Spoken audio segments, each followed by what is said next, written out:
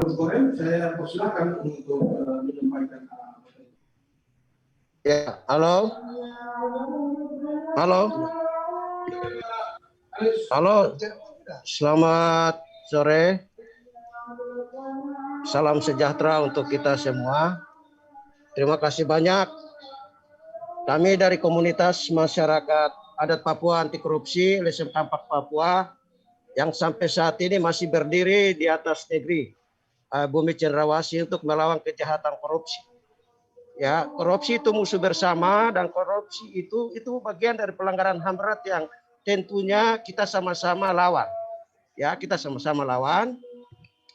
Mohon maaf ada keterlambatan sedikit dari materi kami untuk buat di dalam satu PowerPoint. Namun ini bukan berarti mengurangi rasa semangat kami ya, Kampak bersama teman-teman pegiat anti korupsi lainnya. Mudah-mudahan ke depan kami juga akan memberikan materi-materi ya melalui PowerPoint yang ada. Demi untuk kepentingan masyarakat Papua bahkan bangsa dan negara.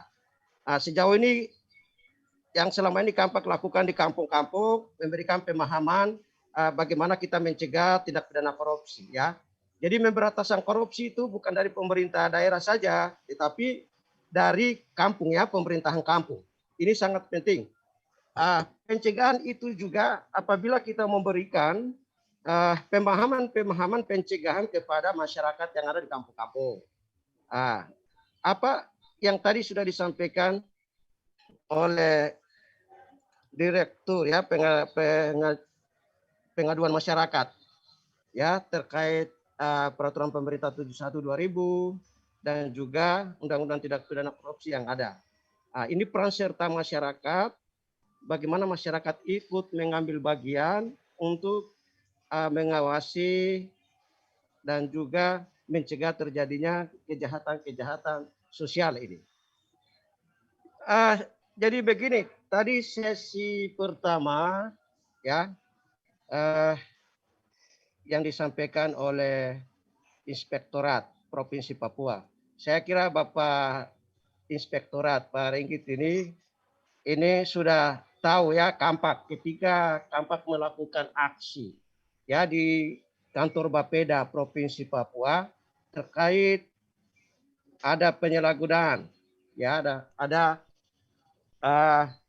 penyalahgunaan anggaran di Bapeda yang mana sampai saat ini belum selesai. Namun materi yang disampaikan ini saya kira materi ini tidak sesuai dengan real ya, fakta-fakta di lapangan.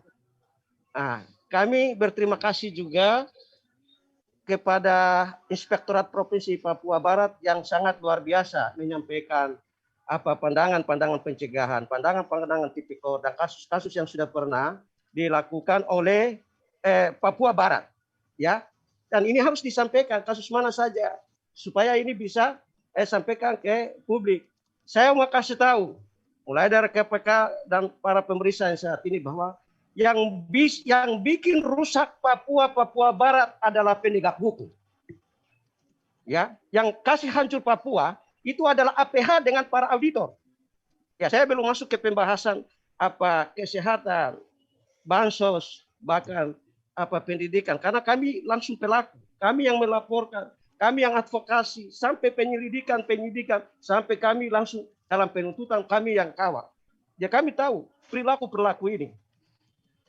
Untuk itu saya langsung saja ke bidang kesehatan. Ya, bidang kesehatan ini anggarannya cukup besar. Saya lihat kalau di DPA, ya daftar perencanaan anggaran untuk DPA, ini itu ada 100 miliar di setiap instansi ya di kesehatan. Namun ada kendala, ya ada kendala. Kadang RKA yang diajukan ke Bapeda malah dicoret, ada yang dicoret. Karena apa? Ada kepentingan-kepentingan di sana. Jadi ada perencanaan yang dibuat tidak sesuai dengan kebutuhan daerah, ada perencanaan yang dibuat tidak sesuai dengan kebutuhan masyarakat. Disitulah terjadi. Kami dari Kampak pernah menangani satu kasus yaitu dana BOK, bantuan operasional kesehatan. Ya, bantuan operasional kesehatan kami ketika itu membuat laporan ke kejaksaan. Ya, kami melapor ke kejaksaan. Ini kasus-kasus yang kami hadapi di lapangan. Dana BOK tahun 2016 dan 2017 pada tahapan pertama itu dicairkan. Ada SP2D-nya. Tahapan kedua itu juga dicairkan. Tahapan kedua ada SP2D yang sudah diterbitkan. Namun fakta sampai ke bank itu fisiknya enggak ada. Fisiknya enggak ada.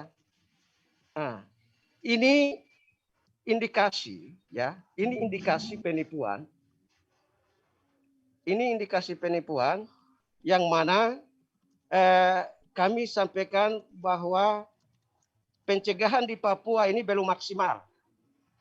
Ya, belum maksimal karena banyak maling yang saat ini kelola APBD Papua dan Papua Barat dengan menggunakan kewenangan yang berlebihan, yang tidak ikut aturan sesuai dengan Permendagri 13/2006 dan juga peraturan pemerintah 58 tahun 2005, Undang-Undang 17 tahun 2003. Ini pedoman-pedoman peraturan pemerintah, peraturan Menteri Dalam Negeri, bahkan Undang-Undang Republik Indonesia.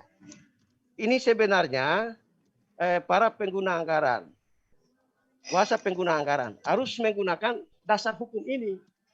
Tetapi faktor di lapangan mulai dari perencanaan, mulai dari pelaksanaan, hingga laporan pertanggung jawab itu banyak yang fiktif. Banyak yang fiktif. Kami kesal ya ketika Otsus di kesehatan. Ini dana Otsus itu 26 miliar. Ya, dana Otsus 26 miliar yang dianggarkan dari Provinsi Papua, transfer ke kas daerah Kabupaten Biak Numfor 26 miliar, tapi dana ini tidak sampai ke kampung-kampung. Padahal di dalamnya itu ada kesehatan, dana yang dialokasikan untuk pendidikan, ada yang dialokasikan untuk kesehatan, bahkan juga pekerjaan-pekerjaan sosial untuk masyarakat di kampung-kampung. Tetapi ketika transferan dana ini sampai ke kas daerah, malah dana ini dipakai untuk kepentingan, kebutuhan yang bukan dana Otsus. Ya, yang bukan dana Otsus. Yang kami sesalkan di sini, kenapa dana Otsus ini dipakai untuk pakai bayar utang? Padahal dana Otsus ini semestinya dipakai untuk kebutuhan orang Papua. Tapi malah ada kewenangan yang berlebihan, ada kewenangan yang tidak sesuai dengan perundang-undangan, ini dipakai untuk pakai bayar utang dan kebutuhan daerah yang lainnya. Oke, ada Undang-Undang 30 tahun 2014 berbicara tentang diskresi. Kami sampaikan bahwa dana Otsus, ya, kami minta dana Otsus tidak boleh lagi dipakai di dalam istilah diskresi. Dana Otsus tidak boleh dipakai dalam istilah diskresi. Karena Otsus ini milik orang Papua. Nah, mengingat transferan dana dari pusat, transferan dana dari provinsi ke kas daerah, kami lihat bahwa ada potensi penyelewengan di kas daerah. Potensi penyelewengan di kas daerah yang mana kita melihat bahwa ketidaktertiban ya penggunaan ketidaktertiban tata kelola pemerintahan yang baik. Tadi sesi pertama berbicara tentang tata kelola pemerintahan yang baik dan bersih. Namun di setiap ya daerah ada pengelolaan keuangan yang tidak tertib, tidak transparan. Ini yang transparansi ini yang lebih parah. Nah, sehingga dana yang ditransfer itu ya, dana yang ditransfer itu tidak dipakai untuk kebutuhan yang semestinya. Perencanaan yang semestinya yang sudah disepakati dari eksekutif dan legislatif di DPR. Malah dipakai untuk kebutuhan lainnya. Kami masukkan ya, ini kami masukkan kepada KPK supaya harus ada sistem yang bisa dana APBN ini tidak boleh lagi masuk ke kas daerah. Karena mengingat ada potensi. Potensi pertama adalah di keuangan daerah ini ada defisit, ada utang daerah. Nah, sehingga dana-dana yang transferan lambat dari pusat, transferan dana lambat dari provinsi, justru dana-dana ini yang dipakai untuk pakai bayar kegiatan ini. Nanti ada transferan masuk, disitulah dipakai. Tapi kita lihat bahwa banyak ya ketidakniatan dari pemerintah daerah terkait penggunaan dana-dana yang ada. Ini gambaran umum tentang sistem pengolahan keuangan. Akhirnya apa yang terjadi di lapangan? Masyarakat Papua menderita dengan kesehatan, padahal uang kesehatan itu sangat luar biasa. Sangat luar biasa. Sampai saat ini masyarakat lagi bertanya-tanya tentang dana COVID. Kami minta supaya ada pemeriksaan lebih rinci terkait dana COVID di Papua. Ini yang menjadi bagian yang semestinya harus diperhatikan oleh KPK untuk apa di bidang kesehatannya. Kalau kita lihat bahwa instruksi Presiden nomor 4 ya tahun 2020 tentang rekofisin anggaran itu di Provinsi Papua, kalau kita lihat APBD sebelumnya itu 15 triliun. Realokasi anggaran ada pergeseran ya, ada pasca realokasi anggaran 14 triliun. Provinsi Papua Barat itu 9 triliun. Nah, kalau lihat lagi di Biak Numfor 1,4 realokasikan 1,1 triliun. Bovendigul 1,3. Ini nilainya cukup tinggi. Tapi sampai saat ini masyarakat tidak menikmati yang namanya bantuan kesehatan.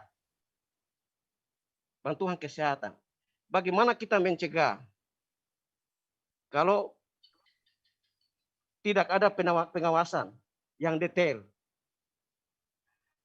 Masalah pendidikan, ya. Saya kira Presiden Jokowi sangat luar biasa. Bagaimana membangun pendidikan itu dari kampung ke kampung, dari pegunungan sampai ke pesisir pantai. Sangat luar biasa. Tetapi anggaran yang dikucurkan dari pusat sampai ke daerah, justru pejabat-pejabat maling ini, ya pejabat-pejabat ini yang mengkeruk anggaran-anggaran ini. Kampak tangani satu kasus untuk pendidikan. Itu dana otsus, ya dana otsus itu 18 miliar. Ini dipakai untuk kegiatan guru-guru. Namun sampai di lapangan justru guru-guru ini tidak digaji. Tidak digaji, itu sudah dilaporkan ke penegak hukum. Itu sudah dilaporkan ke penegak hukum.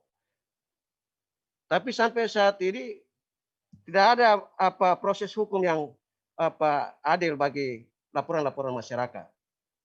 Terkait dana prospek tadi, ya kenapa kami bilang bahwa yang kasih hancur Papua ini para auditor dengan kejaksaan dan kepolisian. Fakta membuktikan dana prospek ini masyarakat yang ada di kampung-kampung tidak merasakan dana prospek yang dimana di dalamnya dituangkan tentang kesehatan dengan pendidikan. Malah sampai dalam pemeriksaan penyelidikan, sudah sampai tahap penyidikan, tiba-tiba dikeluarkanlah SP3, kasusnya diberhentikan. Masalah-masalah beginilah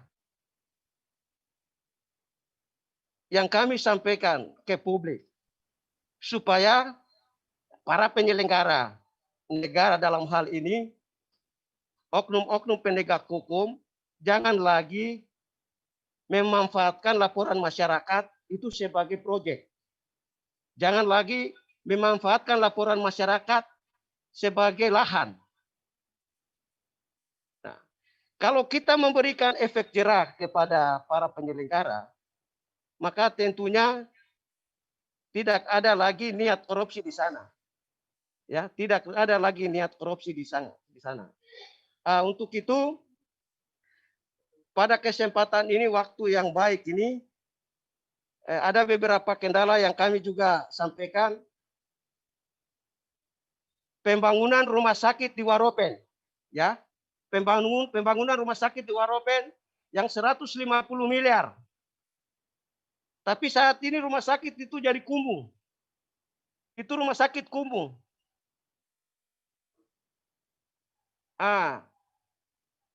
Tidak ada lagi pasien di sana. Ini pasien ini pergi ke Serui naik perahu. Nah, dampak-dampak inilah kita harus antisipasi. Bagaimana kita membangun Papua?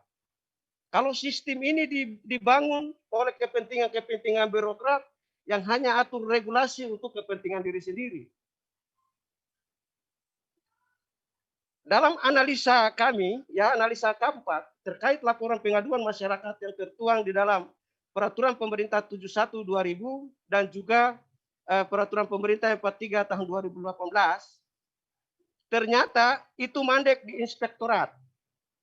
Makanya kami usulkan saja, ya, kami usulkan supaya PP 12/2017 yang berbicara tentang pembinaan dan pengawasan, ya, memorandum ini harus dicabut saja, harus dihilangkan karena ini bertabrakan dengan Undang-Undang 31 tentang pemberantasan korupsinya. Karena selama ini masyarakat melaporkan pengaduannya kesehatan, melaporkan pendidikan, ini melaporkan sampai ke kejaksaan, sampai ke kepolisian, ya. Halo, ya, sampai ke kepolisian, itu ditunggu lagi, balik ke inspektorat. Nah, sedangkan inspektorat ini kerjanya di bawahnya kepala daerah. Ada kewenangan yang dipakai untuk ini. Saya masuk saja ke bansos, ya. Ini temuan-temuan di lapangan. Bantuan sosial yang sampai saat ini kami temukan di lapangan, pertama adalah ada orang, ya, tidak ada orang, tapi ada proposal. Tidak ada orang tapi ada proposal, ada uangnya.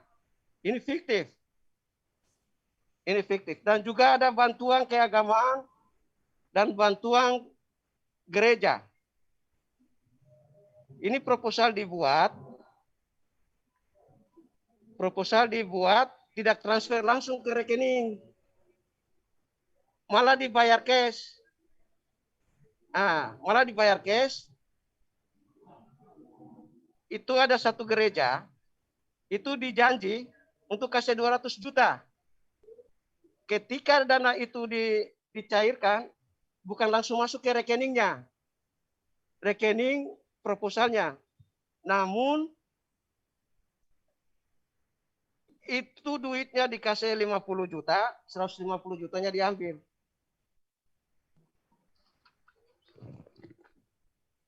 Untuk itu, bantuan sosial yang saat ini kami amati di lapangan, kami minta kepada KPK supaya pencegahan-pencegahan yang terkait dengan ini kan momen pilkada. Ini momen pilkada.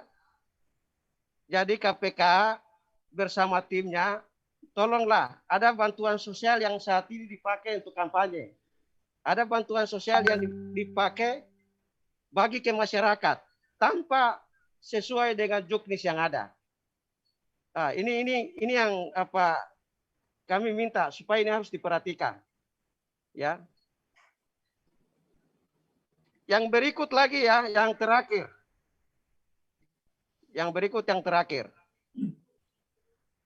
Saat ini ada pejabat negara yang sudah ditetapkan tersangka, yaitu Bupati Waropen. Ya. Tapi sampai saat ini itu masih diberi kewenangan penuh. Itu masih diberi kewenangan untuk kelola APBD. Apa ini disebut pencegahan?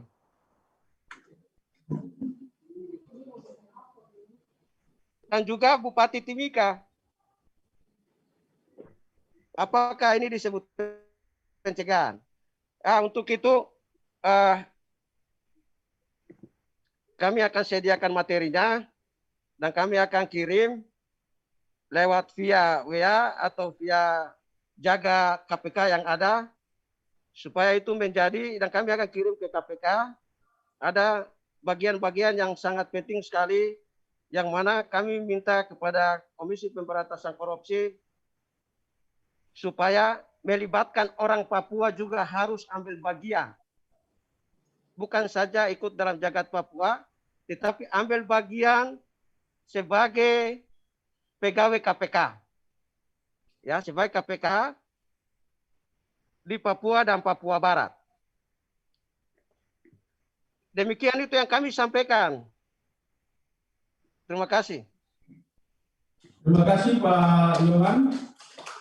Kami apresiasi sekali untuk yang disampaikan fakta-fakta dan temuan-temuan dari kerja-kerja advokasi yang dilakukan oleh teman-teman LSM Kampak yang telah bekerja di Papua. Ini bagian daripada komitmen Kampak untuk membantu KPK dalam rangka pencegahan korupsi di Provinsi Papua dan Papua Barat.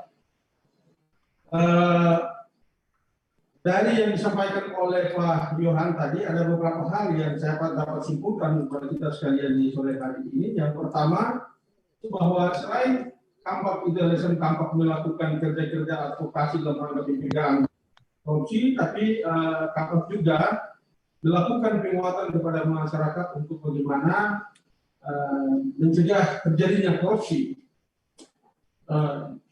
di kampung-kampung, atau juga melihat bagaimana bisa melaporkan dia ada dilakukan membangun kesadaran masyarakat untuk terlibat dalam pencegahan korupsi. Itu yang dikerjakan oleh teman-teman Kampak. Yang kedua, yang disampaikan juga oleh Pak Yohan bahwa seringkali ada perencanaan yang dibuat tidak sesuai dengan kebutuhan masyarakat karena tidak ada partisipasi masyarakat di sana. Yang ketiga itu adalah pengelolaan dana otsus yang belum optimal dilakukan dalam rangka bagaimana menginisiasi dan mengangkat derajat pendidikan maupun juga kualitas layanan kesehatan di Papua dan Papua Barat. Dan yang terakhir itu berkaitan dengan bansos-bansos ini yang menarik. Jadi tidak ada nama tapi ada uangnya. Luar biasa sekali Pak. Terima kasih untuk fakta-fakta yang bisa sampaikan oleh Pak John dan teman-teman. Dan juga ada bantuan-bantuan keagamaan atau bantuan-bantuan sosial lainnya yang tidak dilakukan melalui mekanisme transfer, tapi dilakukan melalui pembayaran tunai, dan disitulah terjadi korupsi-korupsi yang dilakukan. Statement terakhir yang cukup baik dari Pak John yang ingin untuk kita saya ingin memberikan kesimpulan bentuk, yaitu bahwa korupsi itu adalah musuh bersama kita. Korupsi itu adalah melanggar hak asasi manusia. Oleh sebab itu, Bapak Ibu peserta sekalian yang berbahagia, mari kita sama-sama mendukung kerja-kerja yang sedang diinisiasi oleh KPK dengan aplikasi Jaga untuk tetap menjaga dan melakukan pencegahan korupsi yang terjadi di Provinsi Papua dan Papua Barat, karena pengelolaan anggaran itu bagian daripada hak kita sekalian sebagai warga negara Indonesia. Oleh sebab itu, sekali lagi saya mau mengajak Bapak dan Ibu sekalian untuk jangan lupa untuk masuk di jaga.id supaya melihat tempat area intervensi KPK yang sedang dilakukan di Provinsi Papua dan Papua Barat dalam rangka pencegahan korupsi di Provinsi Papua dan Papua Barat. Terima kasih sekali lagi Pak Yohan yang sudah memberikan materi kepada kita, tapi sekaligus fakta-fakta lapangan berkaitan dengan kerja-kerja LSM Kampak yang sudah dilakukan selama ini. Ya, Bapak dan Ibu sekalian, kita akan masuk dalam sesi tanya jawab. Untuk itu saya mempersilahkan dari Bapak Ibu mungkin ada hal-hal yang ingin disampaikan.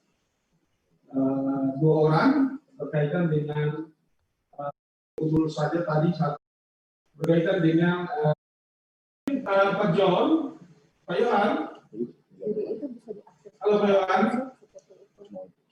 Halo. Pak Yohan sudah dengar suara saya? Pak Yohan. terkait dengan kasus yang tadi dijelaskan oleh Pak Yohan di Biak dan Supyori, apakah bisa dilakukan investigasi lebih lanjut oleh teman-teman LSM Kampak? Ya, baik. Sejauh ini kami masih advokasi kasus-kasus di seluruh Papua ya, tapi saat ini kami masih kawal APBD Supyori dengan APBD Biak. Tentunya banyak laporan yang kami sudah laporkan ke kejaksaan sama kepolisian, tapi sampai saat ini laporan-laporan Kampak ini malah di SP3 kan, malah dihilangkan. Nah, tapi kami apresiasi ada Kajari baru, ya Bapak Erwin Saragi, itu sangat luar biasa. Kami lihat Bapak Erwin Saragi ini, saya minta supaya semua penegak hukum ya, entah itu Kajari, bahkan Kajati, Kapolres, Kapolda, semua harus ambil contoh sama Pak Erwin Saragi, Kejaksaan Negeri Biak, yang mana sampai saat ini bisa menyelesaikan kasus-kasus korupsi, salah satunya tanah pendidikan dengan dana kesehatan yang bersumber dari Otsus. Beliau ini kami sangat apresiasi. Dan juga ada dana hibah dari KPU. Ya, dan juga sampai saat ini masih dalam tahapan penyelidikan tentang hibah bansos. Hibah bansos yang masih saat ini kami kawal. Kabupaten Supyori juga demikian. Bahkan Kabupaten Waropen. Ya, ini banyak kejanggalan ya yang ada di penegak hukum. Kami minta supaya Kapolri, Jaksa Agung yang melakukan statement, yang membuat statement bahwa ada jaksa-jaksa atau aparat ya kepolisian yang main nakal, itu harus dipecat. Ya, tapi sampai di daerah justru kasus-kasus yang ada laporan masyarakat malah dipakai oleh sebagai proyek. Ya, ini saya kira kegagalan pembangunan masa depan Papua ini bukan ada di penyelenggara saja, tapi ada di penegak hukum dengan auditor. Ya, apa auditor ini ada punya dana anggaran enggak untuk turun ke daerah? Tapi ini malah difasilitasi oleh pemerintah, tinggal di hotel. Akhirnya itu jadi beban. Ya, itu jadi beban. Sehingga yang tadi disebut temuan malah ya ada deal dan deal. Kami punya contoh ya. Ada masalah Otsus tentang pendidikan. Itu tersangkanya itu diumumkan tanggal 18 Agustus 2020. Ya. Ketika tersangkanya ditetapkan, kerugian negara 7 miliar dalam Otsus, tanggal 24 ada 24 Agustus tahun yang sama ada pengembalian. Ada pengembalian kerugian. BPK dalam hal ini sampaikan bahwa itu sudah nihil. Tidak ada kerugian. Padahal tersangkanya sudah ada. Akhirnya tekanan-tekanan itu sehingga kerugian negara itu disampaikan. Karena kami desak, kalau tidak selesaikan ini kami minta supaya dicopot. Ya, itu yang terjadi. Jadi saya kira auditor, bahkan kejaksaan, kepolisian, APK, serius bangun Papua. Ya. Jangan gunakan anggaran banyak, gunakan itu sebagai kepentingan. Tapi kalau sayang Papua atau Papua bagian dari NKRI, maka kerja yang jujur di atas tanah Papua. Kami sampaikan itu karena sampai saat ini kami dikejar-kejar oleh pejabat, diancam sana sini. Tapi kami tidak takut, kami punya negeri, kami tetap lawan. Demikian. Oke, terima kasih Pak John untuk semangatnya. Luar biasa, kita kasih apresiasi. Pak John, ya. Bapak dan Ibu sekalian, saya pikir apa yang disampaikan oleh Pak John tidak bermaksud untuk mendistrikkan siapapun atau menyalahkan siapa-siapa, karena ini kita punya jalur yang tentu temuan ini menjadi pembelajaran bagi kita sekalian, apa yang sudah disampaikan oleh Pak Yohan dan teman-teman. Ini menjadi hal yang menarik bagi kita sekalian, karena kita cinta tanah Papua.